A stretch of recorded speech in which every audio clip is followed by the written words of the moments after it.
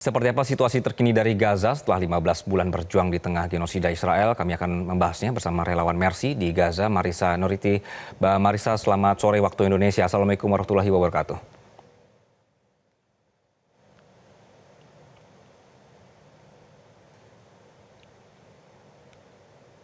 Mbak Marissa, Ya, selamat sore. ya baik, Mas Anggi. Ya, terkait situasi. Oke, Halo. ya, halo. Mbak Marissa bisa mendengar suara saya? Kondisi terkini di sana seperti apa, Ya, Mbak? Karena informasi yang kami terima ya, di Indonesia bahwa tadi seharusnya sudah ada kesepakatan ya, Mbak, sudah berlaku, tapi delay 2 jam ya, dengan benar. alasan bahwa tidak diberikan nama. Kemudian sempat ada informasi juga namanya sudah diberikan. Kondisi terkininya apakah sudah berlaku atau seperti apa, Mbak? Ya, memang sebelum ini ada sedikit permasalahan teknis di pihak Hamas sehingga menunda, mengakibatkan tertundanya gencatan senjata yang tadinya dikabarkan akan berlangsung pukul 8.30, akan tetapi pihak Israel menyatakan bahwa Hamas tidak memberikan list nama hostage yang akan dirilis hari ini. Dan dari pihak Hamas sendiri mengkonfirmasi memang mereka mengalami kendala lapangan karena sejak kemarin drone Israel tidak berhenti berkeliaran di Gaza. Saya sendiri juga mendengar drone Israel hingga lewat jam 12 malam waktu Gaza masih berkeliaran, sehingga membuat koordinasi di antara tim Hamas sangat sulit sekali. Tapi akhirnya mereka berhasil memberikan list nama tiga tawanan yang akan dibebaskan hari ini.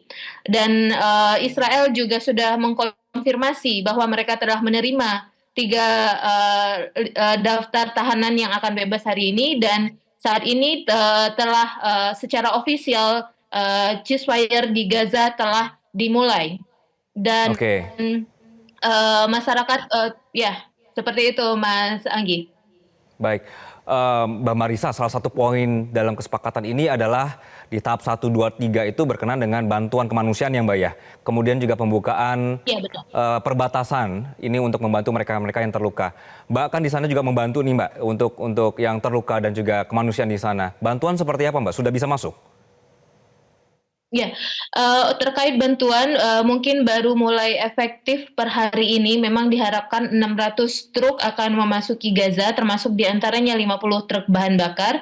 Sejak kemarin sudah banyak antrian truk di daerah Rafah di sisi Mesir, dan kemungkinan besar truk dari Rafah itu akan diarahkan tetap melalui gerbang Karim Salom, belum melalui gerbang Rafah. Dan memang sebelumnya juga melalui gerbang Karim Salom, tapi dari arah Rafah seperti itu.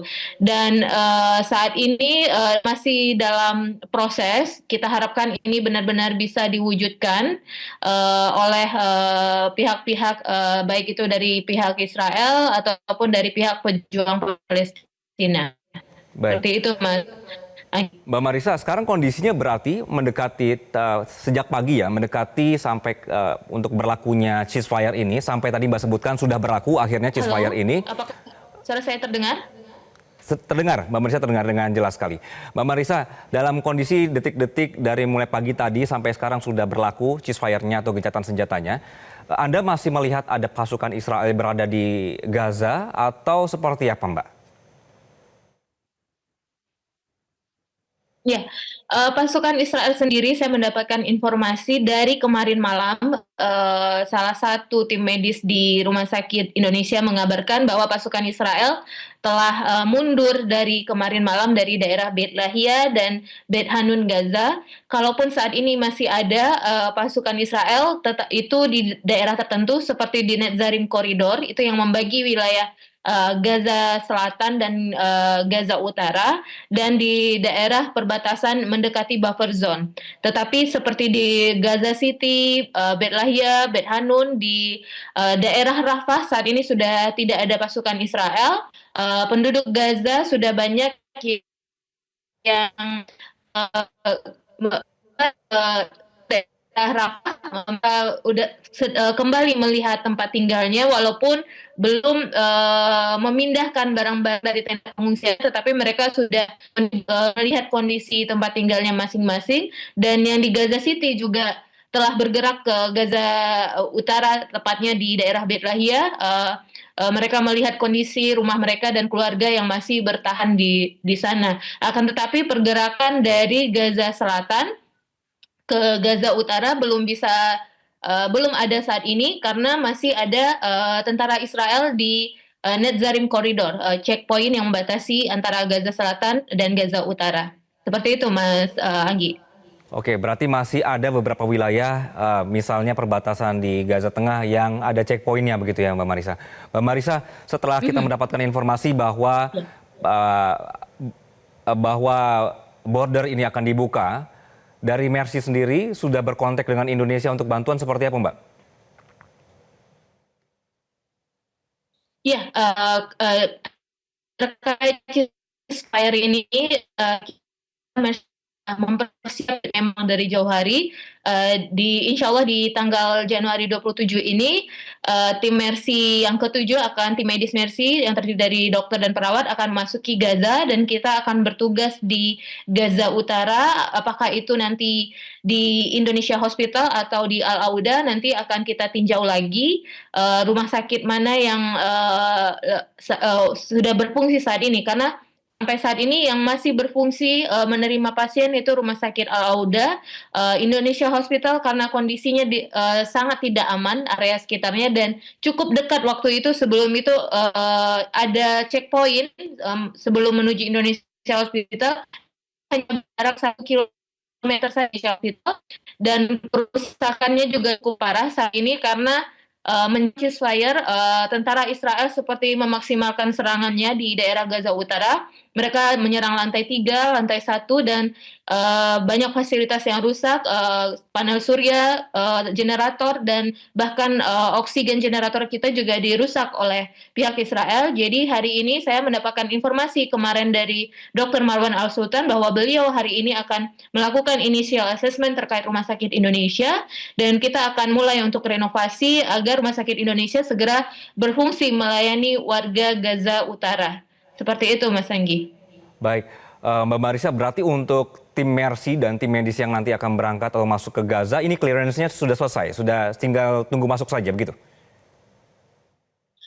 Proses clearance sebenarnya selalu sehari sebelum konfirmasi dari pihak Israelnya. Jadi walaupun ceasefire ini telah terjadi, tapi untuk proses masuk ke Gaza, karena kita masuk melalui aman, melalui jalur Karim Shalom, dan kita juga melewati Allenby, imigrasi Israel, jadi masih membutuhkan approval dari pihak Israel, dan itu sudah kita lakukan dari beberapa minggu yang lalu. Jadi saat ini dari pihak WHO dan Kementerian Kesehatan Palestina telah menyetujui. Yang approval terakhir yaitu dari pihak Israel, biasanya itu 24 jam sebelum tanggal keberangkatan, dan insya Allah mudah-mudahan tidak ada kendala. Oke, Mbak Marisa, kita sempat berencana dari Indonesia itu mengirimkan kapal hospital ship begitu ke sana dan lain-lain. Nanti tadi Mbak sebutkan tanggal 27 tim Indonesia akan mulai masuk begitu ya, mencoba untuk masuk kembali untuk tim medisnya. Nanti setelah itu apakah ada proses yang lebih besar lagi Mbak dari Indonesia dan juga Mercy? Kalau dari Indonesia secara kenegaraan, saya memang mendengar beberapa update bahwa pemerintah kita juga akan mengirimkan tenaga medis, dan memang sudah dilakukan, tetapi bekerja sama dengan rumah sakit lapangan milik pemerintah UAE, United Arab Emirates. Itu didirikan di Rafah. Jadi tim TNI Indonesia sudah mengirimkan memang sebelumnya, dan mungkin saya juga dengar akan menambah tim medis lagi. Dan ya, bagaimana progres detailnya saya kurang mengikuti, akan tetapi dari Mercy Indonesia kami tetap berkomitmen. Kami telah melakukan ini dari sejak Maret 2024, dan hingga tahun ini kami telah terus mengirim tim kesehatan. Kurang lebih dari 30 dokter dan perawat sudah bekerja di Gaza saat ini. Begitu, Mas Anggi. ini saja sudah sangat jauh lebih baik begitu informasinya begitu ya Mbak ya, kabar baik sekali buat kita semua. Mbak Marissa, kondisi di sana saat ini bagaimana Mbak? Listrik sudah bisa normal, komunikasi atau seperti apa? Sudah bisa lancar lagi Mbak? Iya, sebenarnya listrik dari selama perang ini selalu mengandalkan panel surya dan kalau bagi fasilitas publik itu didukung dengan generator yang bahan bakarnya dibantu oleh UN untuk didatangkan dari luar Gaza. Ya, dengan panel surya tentu saja listriknya masih tersedia, tetapi tidak maksimal dan sampai saat ini kondisinya masih sama karena infrastruktur publik belum diperbaiki dan kemungkinan melihat proses ceasefire ini yang bertahap, pembangunan infrastruktur itu paling cepat jika proses ceasefire ini lancar baru bisa akan dimulai untuk infrastruktur publik itu mungkin di bulan Maret, begitu Mas Anggi. Oke, cukup lama ya, Maret ya baru bisa untuk perbaikan begitu. Baik, Mbak Risa, semoga dilancarkan semua tugasnya Mbak Marissa dan tim di sana, sehat-sehat selalu dan juga jaga keamanan di sana. Terima kasih Mbak Marissa untuk penjelasannya di Metro hari ini. Jelajahi cara baru mendapatkan informasi. Download Metro TV Extend sekarang.